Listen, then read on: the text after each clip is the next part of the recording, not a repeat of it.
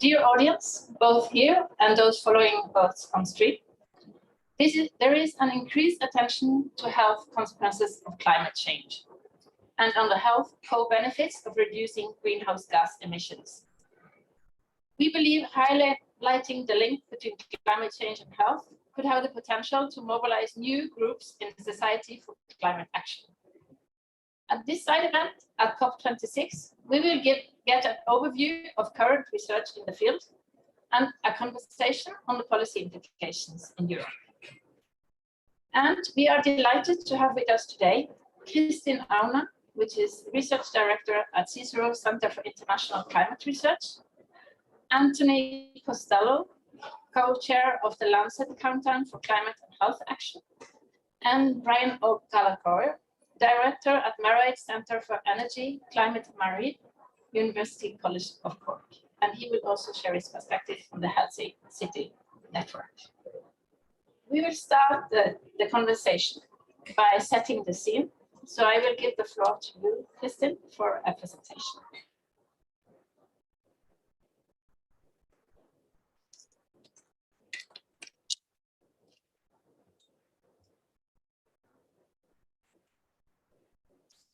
Thanks a lot, Gunnar, and nice to see you here.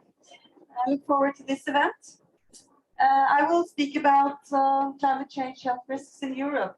But before we move to Europe, I thought I should give a very brief introduction to what are we talking about when we are talking about climate change impacts on health.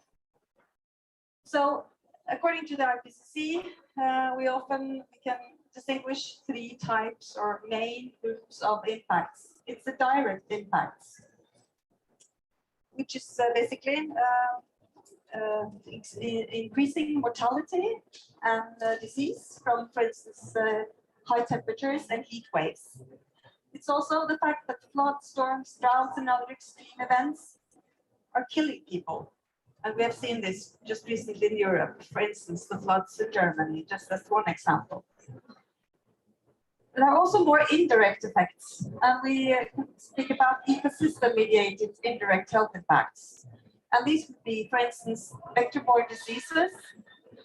So this would be malaria, for instance, in Europe, and even in Northern Europe, where we live, there is an increasing concern about the Lyme disease related to ticks. So that's just another example. There are many other vector-borne diseases that poses concern when it comes to climate change.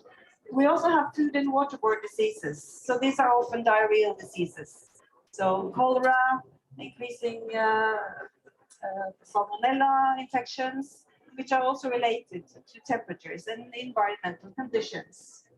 And then we also have the fact that there's a link between global warming and increasing air pollution. And one of the important links is related to the increased risk of wildfires. I'll come back to that. And at the more far out end of the link between climate change and health, there is a range of indirect health effects linked to malfunctioning human institutions. So just to name a few, typically undernutrition is an important fact which is related to food production. That climate change might affect food production and then access and the prices of foods, etc. And this can have severe impacts on, for instance, child development, child stunting, which have long-term impacts on the development of these young people, just as an example. And then we have occupational health risks. This is related to increasing temperatures that affects worker productivity. And we see in many countries already an increasing death rates during hot temperature in regions where we have really hot temperatures. Just to mention an example, the construction workers in Qatar, the migrant workers, they die, young men die for no particular reason, they die with a diagnosis heart attack, which is really strange. Young people dying from heart attack. So there's something more there. And it's most likely the heat stress. They work under very harsh conditions, get dehydrated and overheated, and they get heart attacks, for instance. There are also more indirect effects related to mental stress. So For instance, people who have experienced an extreme event like floods, have seen their houses being demolished, etc. Many things can lead to mental stress. So that's kind of the impact of the acute effect. But there are also long-term impacts on mental health that could be linked to climate change, like climate anxiety, which we are talking about more and more. And then at the the point here is about violence and conflict. It's very contested to what extent climate change is actually causing violence and conflict. There are very many other reasons why, which is really related to malfunctioning human institutions. So I'll not speak more about that, but that's of course an important, and it could be really important in some regions. And there are indications that we see that already. So what about Europe? Well, Europe is getting hotter. Global mean temperatures is increasing by around 1.2 degrees from this Copernicus. IPCC says 1.1, but around 1 degree warming. In Europe, the warming is doubled, 2.2 degrees increase in Europe. If you go even further north to the Arctic, the estimate is around 3 degrees warming. And this has to do, for instance, or partly related to feedbacks effects. So a few words about the specific links here, how hot weather is linked to wildfires and air pollution.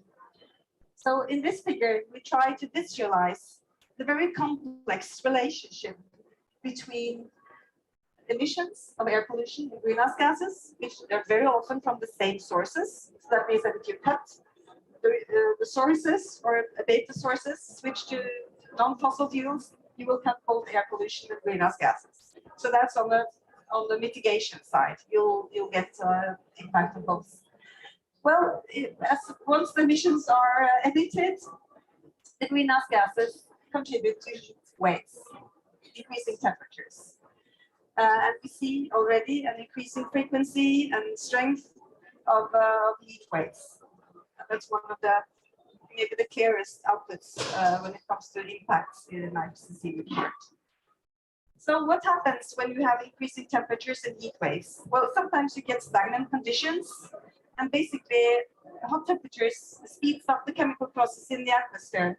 So it enhances the concentration levels of some pollutants, particularly ground level ozone. So extreme heat increases the concentration of ground level ozone. That is quite clear. There are also indications that it affects particulate matter. This is a bit more complicated. I will not go into it, but in some settings, heat waves and stagnant conditions might also increase the concentration of particulate matter. And heat waves is health damaging, ground level ozone is health damaging, particulate matter is damaging. Then we have increased risk of wildfire smoke. When there are droughts and hot temperatures, the risk of wildfires increases. And wildfires come with tremendous emissions of air pollution. It's short term, but it's very strong. And due to long term transport, it can be transported. So it can actually last in the atmosphere for a longer period than the fire. And of course, looking to the US West Coast, the wildfires are lasting for a long time. So of course, it has the time to get disseminated to the wide area. All of these has a health impacts. Air pollution today is the most important health damaging environmental factor in Europe. So there are different estimates between 400 and 800,000 excess deaths in Europe every year due to air pollution. And as we say here, the good news is that we can protect health of millions of people by implementing climate and air pollution policies. So that was the air pollution and climate change link. A few words about what kind of health impacts we can foresee in a European context. I already mentioned ticks. There are also other infectious diseases that are increasing. This figure shows how salmonellosis increases with temperature. And it's a very small figure, but it's basically going upwards. So hotter temperatures, more salmonella infections. important part of the discussion about health impacts is the vulnerable populations. And both for air pollution and for heat extremes, we know that older adults are more vulnerable. They are frail, more likely to have comorbidities like cardiopulmonary diseases, etc. And this figure shows how the population in Europe is aging. So this basically means that we will have a larger share of the population which is more frail to air pollution effects. That doesn't mean that it's not important, the impacts on children. We might come back to that in the discussion. So among the multitudes of risks, extreme heat is identified as a key climate change risk in Europe in the near and long term. We have had several strong heat waves the last summers with record-breaking temperatures like 46 degrees in France, and it's basically deadly to be outdoors in those temperatures for not a very long time. So we are facing increasing risks there. This figure is we have a project CICERO called Exhaustion, where we're looking into scenarios for heat stress and how that might impact mortality. So at the bottom here, we see output from, we use models studies, so CLIP6, that's, so we look at the output from very many models to see how different heat stress indices evolve with global mean temperature. And this is just a list of different heat indices. I will not go into it. Some of these are used in alert systems when there is a heat wave. And basically, what we can see from this one is that the threshold for health effects will be exceeded more often. And there are different thresholds for different severe rates of the warming, but what we call very hot conditions might increase for up to 80 to 90 days per year. And the upper figure here is an estimate of the mortality impacts. And I should say that currently today, cold is killing more people, many more people than heat. The cold temperature is still a very important health risk in the world and in Europe. However, with global warming, we see that the net, so the blue here is the cold effect, change in cold-related excess mortality, and the red is the change in heat-related excess mortality. And just very simply, the high emission scenario, we see that the net effect goes to a positive, or this is for Southern Europe. In Northern Europe, we're more or less break even, but we don't know how temperature evolves. That depends on what's going on here today and in this COP, how this will develop. Which scenario will we be on? So that was actually the point with my last slide here. Emission pathways will define the future climate. So in the stabilization scenario, we still will have increased days of health damaging heat wave days. But in a high emission scenario, the conditions will be much more severe. And I want a slide on adaptation, but I think maybe as with that, maybe we can come back to that. So I say thank you.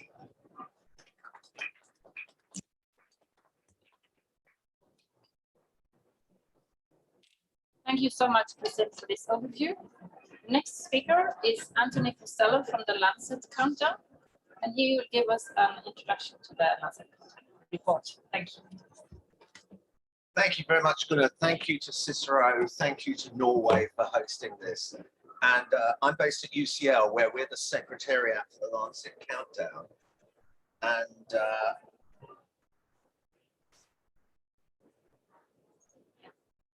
I've got it, yeah. And so we set up, actually, our first commission was in 2009.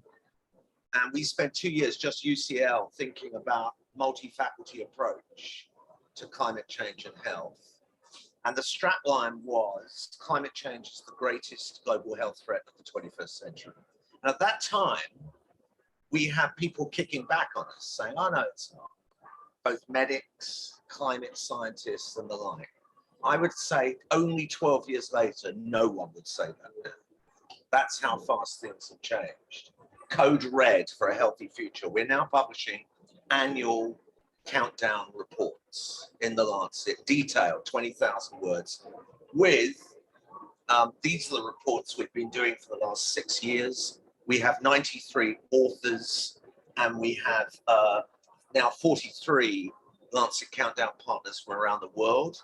And we now have 5 hubs: Latin America, US, Europe, China, Australia. We hope to add in a South Asian one as well later.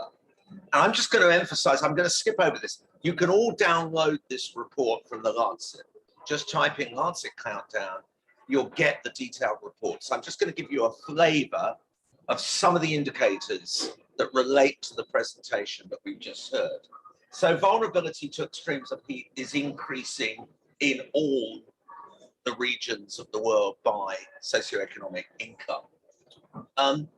This also affects employment, and it affects labor capacity. And what we find here is that very large amounts of hours are lost in labor because of rising heat, especially in low and middle income countries, and particularly in the agricultural and construction centers. Heat, as we know, has increased greatly, the wildfires. This is actually something I wasn't aware of when we started out. And now we're seeing all around the world that wildfires have increased. And I think the figure was something like 134 countries in the world have seen an increase over the past 15 years in wildfire exposure. And linked to that, of course, and heat is drought. This is a figure that scares me a lot, that 19% of the world's land surface is now affected by extreme drought each year. And that is treble the size of the problem from the 1970s. And this has obviously knock-on effects on food security, on ability to live there, heat stress and the like. And on food security, look, we're seeing declines in crop yields of all the major crops. Why? Because you've got a shorter growing period. And the heat can also have other effects to damage crop production. So the green revolution is over in many parts of the world. And okay, we're coping with it with production and irrigation and the like. But over time, this will affect food prices and food security in many countries. We're already seeing a reversal of nutrition improvements. We're seeing rising malnutrition in many parts of the world. The latest figures, which are actually being a bit suppressed in India, are that actually child malnutrition is deteriorating. We know, I'm not showing you all the indicators, we've got 41 of them. This is an example from the second working group on adaptation. The preparedness of the response to health emergencies is actually not that great in all wealth of countries. The lowest income countries, of course, are the least prepared. But finance for this is poor, and that's why we need the 100 billion a year to help with this kind of preparation. And actually, I should say, the UK and the US were told that they had the best 2 pandemic preparation plans in the world. And we saw what happened. I mean, it was a shambles. Let's be honest. We could talk more about that.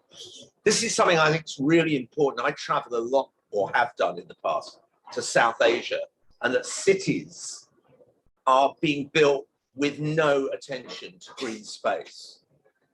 In Europe, the Victorian era, we call it, the 19th century, spent a lot of time in promoting parks and places for children to play.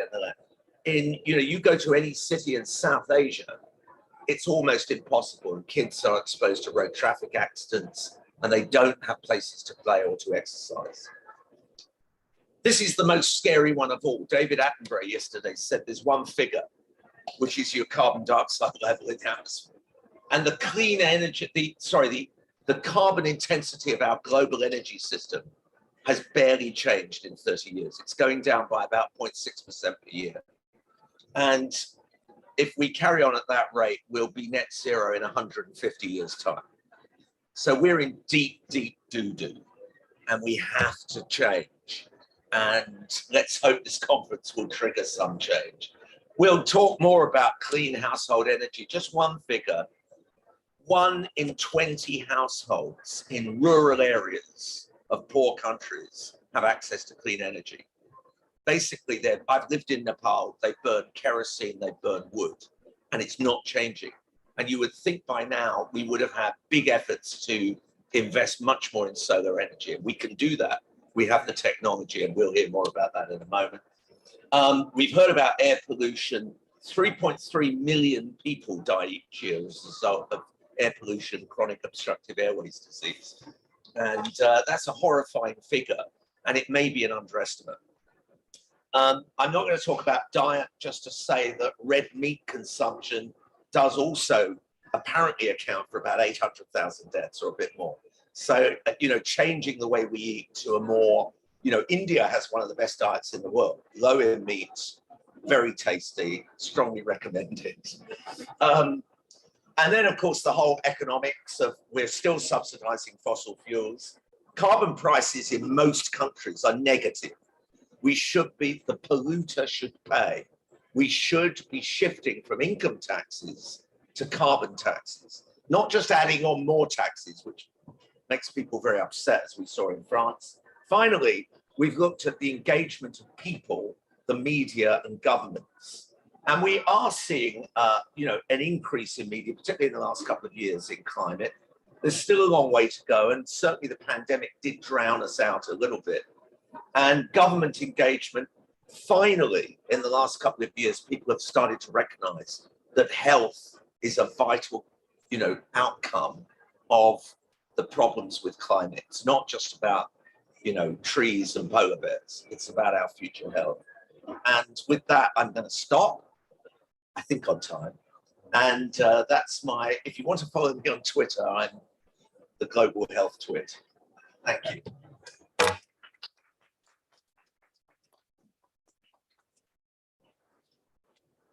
Thank you so much. Now I invite speakers and Brian to sit in the panel.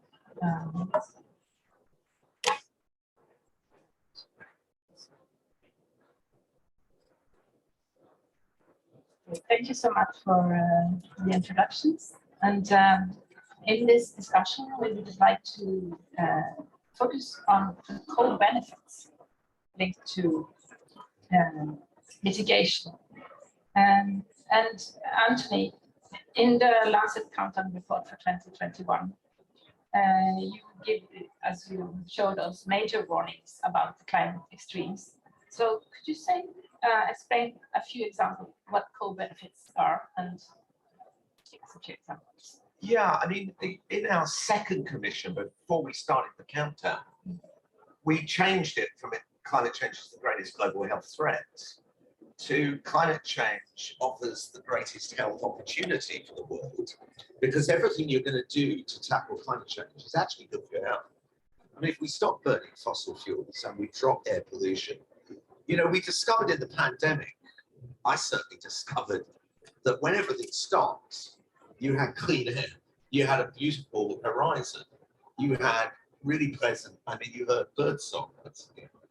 So there are benefits to having clean, and frankly, I lived in Nepal in the 1980s, but I fly, when I've been going to South Asian cities, they're almost unlivable. I can't stay more than 2 or 3 days. You get asthma, the pollution levels are unbelievable.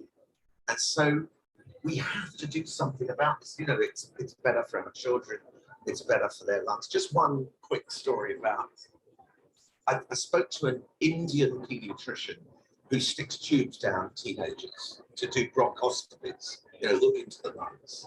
And he said, 25 years ago, I looked at pink lungs. He works in Delhi. He said, now they're black. That's what's happening to our kids.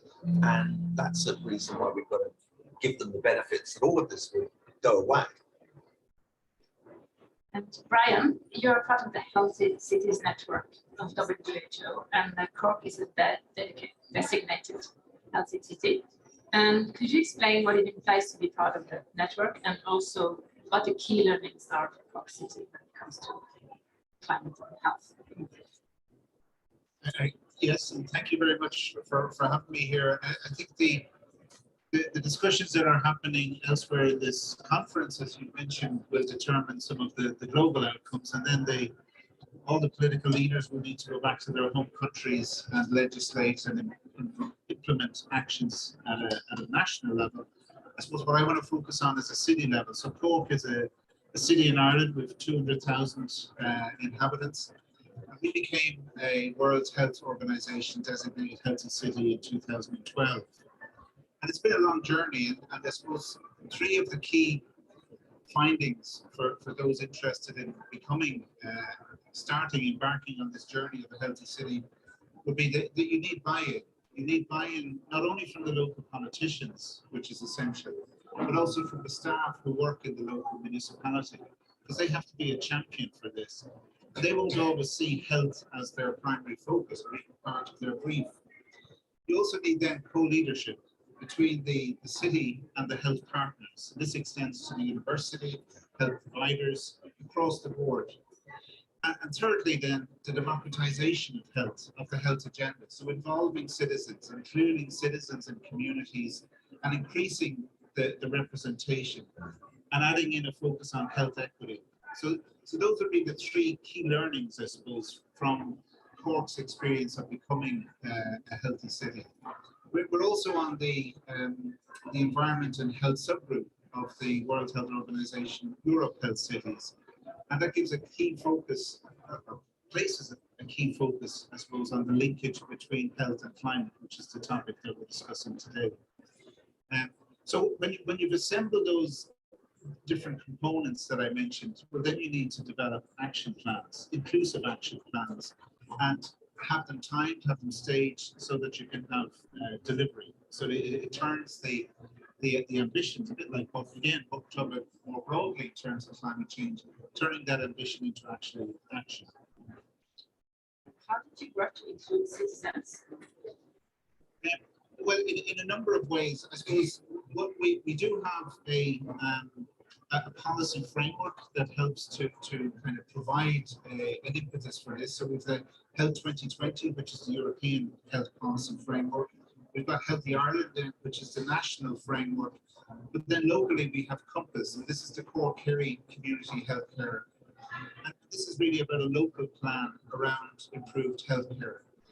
And what we needed to do then was to ensure that health was incorporated into the various different mechanisms. But the key one in terms of public participation was the establishment of the Cork Public Participation Network. To have an interagency approach that involves representation from community organizations and citizen groups, as well as from the state and public bodies. Also in terms of the teams, like we now have a new action plan for Cork Healthy City for the 10-year period, 2020 to 2030. And it's effectively centered around 6 themes. People is the first. So again, this focus on citizens and communities, places, peace, prosperity, participation, and planet. So participation is important in terms of the decisions, but then also in terms of the activities. I can give you 3 examples of activities, maybe as well. So we have the Cork Transport and Mobility Forum. So this links in terms of co-benefits, the transport, I suppose reducing the emissions associated with transport and delivering the health benefits from that. So it's about improving the quality of the environment through which people travel, and also broadening accessibility for people to travel sustainably and actively. And also then to change the culture and the mindset towards active travel. So 2 examples there would be a cycle map that we generated and made publicly available so people can navigate the city by bike.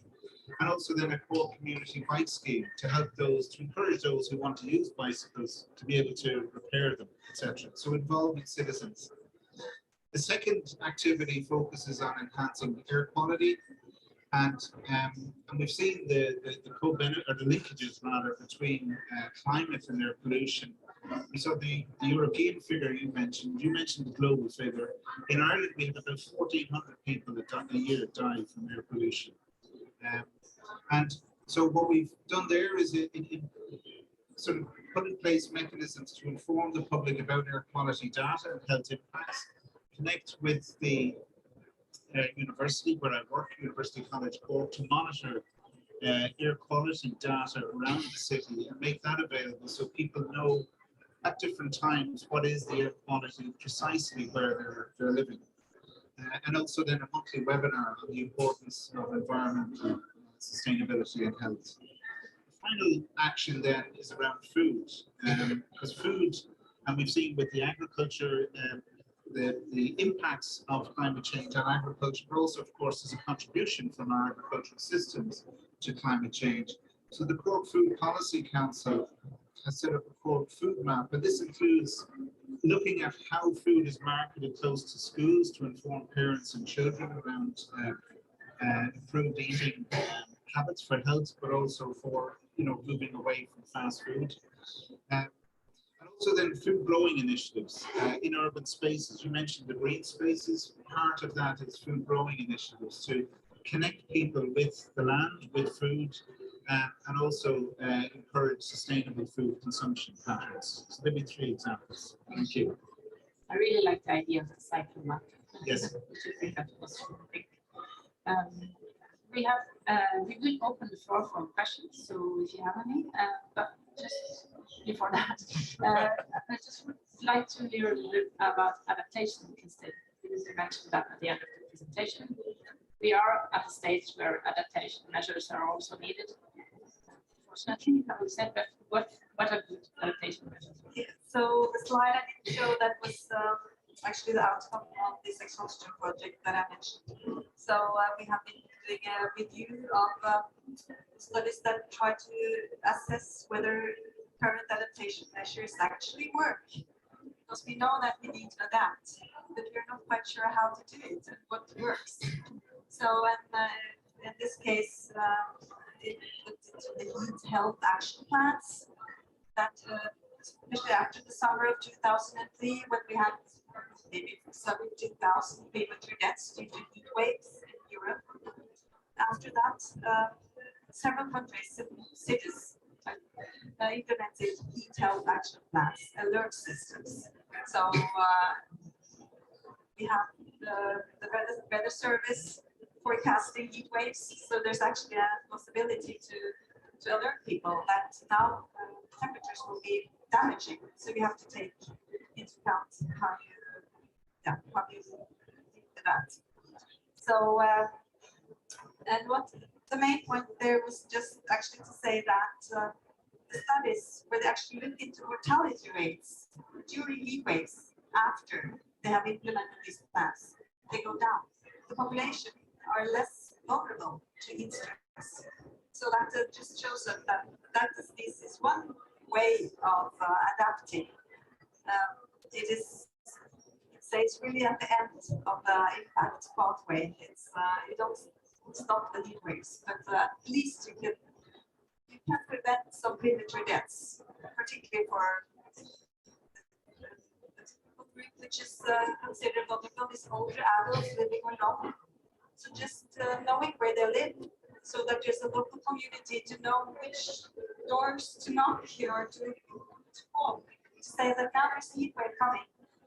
Stay inside, keep hydrated. I mean, dehydration is the first thing that happens. We had a heat wave in Norway in 2018, and basically we don't see increased mortality. It's not that hot, and Norway is a country where we have governance is well developed. But what we saw was recorded was an increased hospitalization of older people that were dehydrated. And of course, that also has a cost. It's just the first sign of the damage.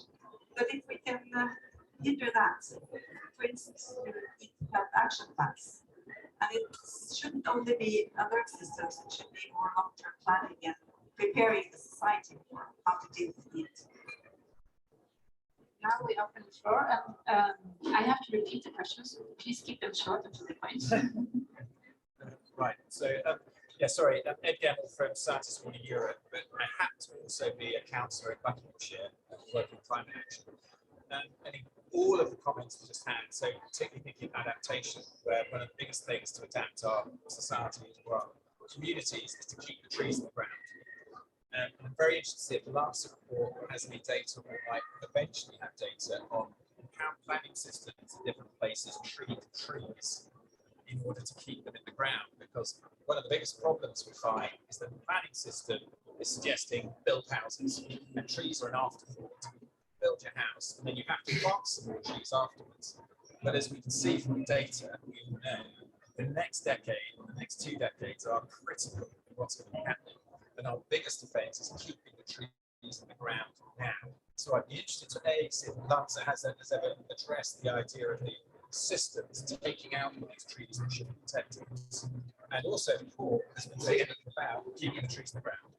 Thank you. Sorry, very long, but simple thing. So the question is, the question that was posed is whether Lancet Countdown has indicators or an overview of whether there are systems for keeping trees in the ground and not cutting them while building up facilities. It's a very good question, and I like it a lot. We don't have an indicator that's so granular about what is going on with planning. We want to get there because at the moment we're monitoring indicators, but somebody said, why are you just monitoring your own extinction? You know, why don't you actually do accountability, which is monitoring, reviewing and acting? We want to look much more at what's going on, but I couldn't agree with you more. I mean, if you go to Singapore, there are trees everywhere, all along the roads. So like, you go to Delhi or Dhaka, that's not quite the same. I mean, it varies in where you go, but there's so much more in urban settings, you know, and I think architecture is offering a lot to that. Modern architecture is trying to have much more in the way of urban planting and vegetation as well as trees. But I agree with you, and I'd just like to endorse what Brian said about the importance of the local. We've got to get this right down to local level, get communities involved. And one of the things we're exploring, because I'm in another thing called Children in All Policies, which is looking at health from the point of view of not just the health sector.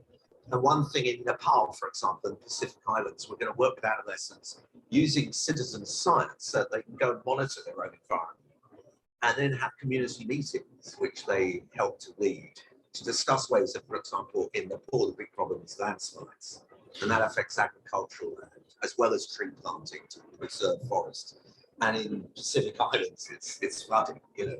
And so they can have and if you can set up those structures and scale them, then you're going to get a much bigger impact than some declaration from here. Thank you. Yes, we take a last question. I also had a question about the Lancet Countdown. So I'd like to talk about this. You know, hear me? That's better. Yeah. Sorry. When I mentioned that the Lancet Commission said that this is the greatest global health opportunity, they say, oh, well, it's quite a serious problem, but we know that there are really effective interventions, parasitic-borne interventions, anti-malaria interventions. How can we, and they're really skeptical of the idea that climate change could be a really effective or important intervention for mitigating climate change. So the question is, what is the sort of 3-sentence thing you would say to someone who's like, how is this really the important health intervention in the health system? So regarding vector-borne diseases, the question is, what would you say to a person which says that it's not a large issue? I sat next to a person on the train coming up to Glasgow, and we had a 4-hour conversation about this because he was very scared. He said it's evolutionary, you know. I think the climate skeptics are diminishing greatly, certainly the climate denialists. There are still people that think, oh, well, we'll be all right in the long run. And there are even eminent doctors and scientists who 10 years ago said to me, there'll be a technological fix. I don't think technological fixes will solve climate.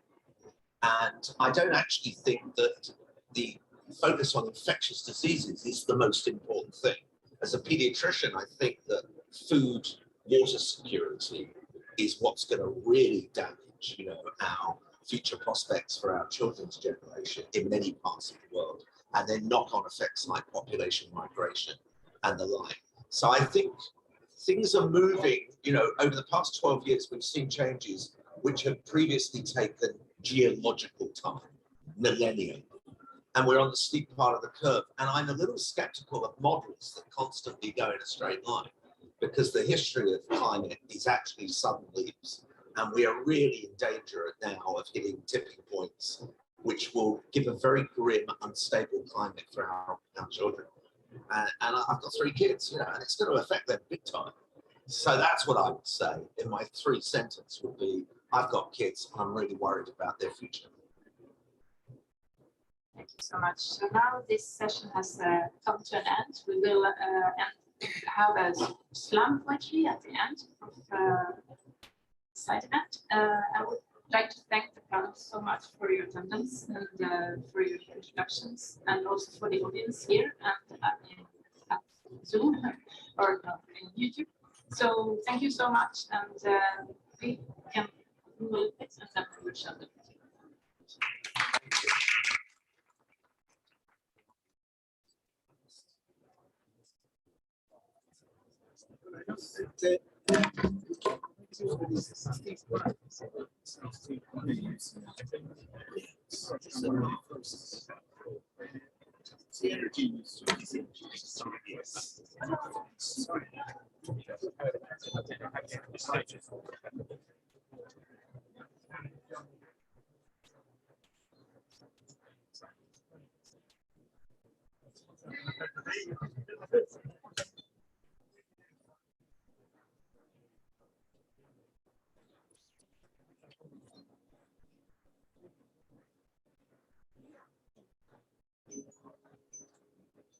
What it means to breathe.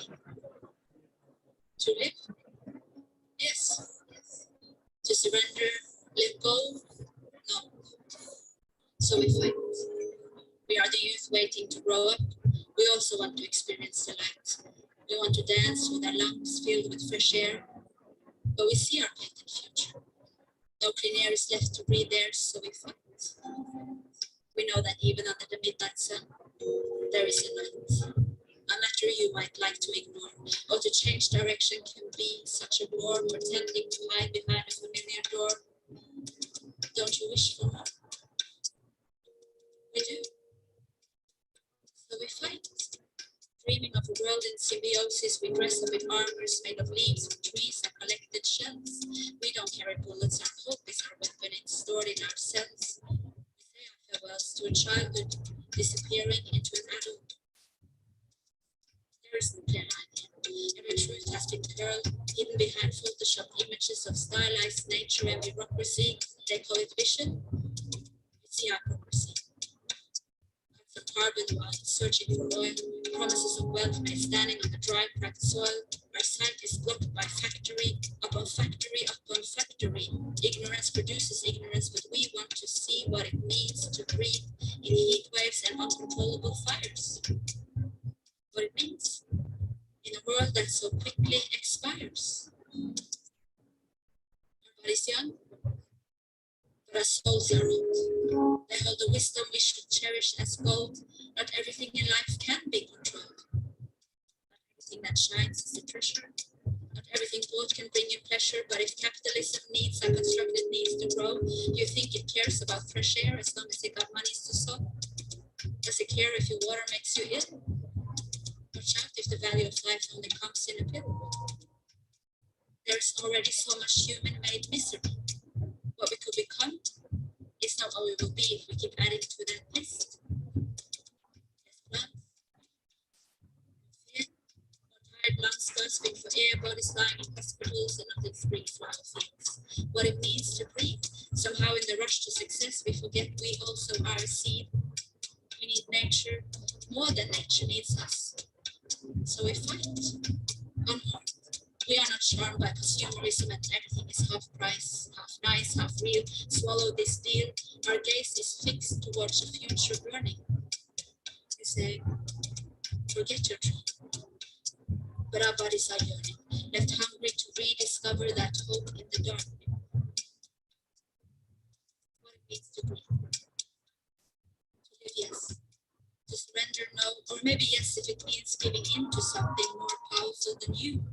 To let nature pass through your body. It's like an internal tattoo, it's your secret tunnel view that gives you a field of view. To watch something grow, to watch the first sign of green emerging from a dry twig, to take a bite from a luscious fig plucked from a tree, this tiny sensation that makes you feel heavenly. As with you, you are one. We fight for this breath, to fill up our collective lung.